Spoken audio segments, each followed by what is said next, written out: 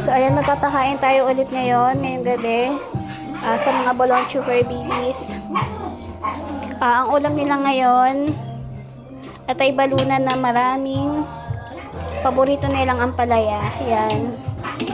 So, ayan, hindi ko na yan nilagyan ng dagdag pang asin, pampalasa, kasi may flavor na rin naman yung dog food nila. So, ayan, yan ang kanilang hapunan.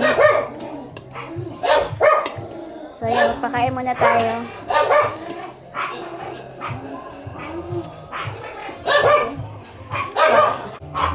So, ayan, lalagyan na natin ng ampalaya. Lalamasin na lang natin para makain nila ng maayos.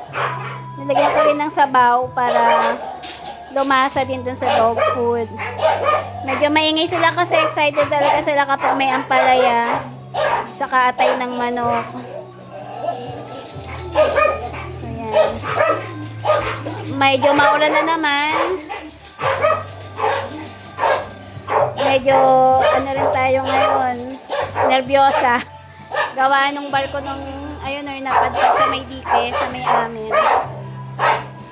So, tuwing gabi, nakaka-nervous yun. Sumasampa na kasi yung barko sa dike. Pero, okay pa naman kami. So, ayan, magpapakain na tayo. Ayan. So, oy, excited na ba yung bulinggit? Excited? Excited? Excited na yung bulinggit? Excited? Yay! So, yun, maingay sila kasi gusto na lang kumain. Ayusin ko lang muna.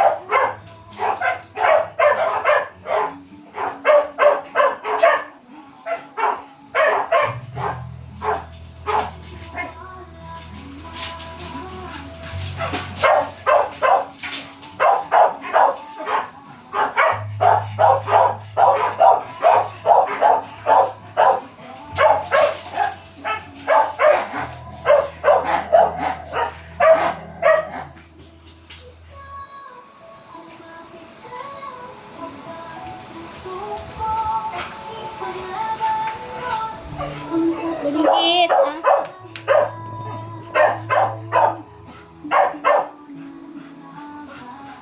Kakain na kayong dalawa, wait lang.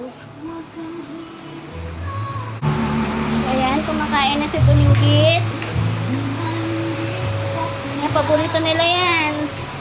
Bus na agad ang Blackie. Good boy.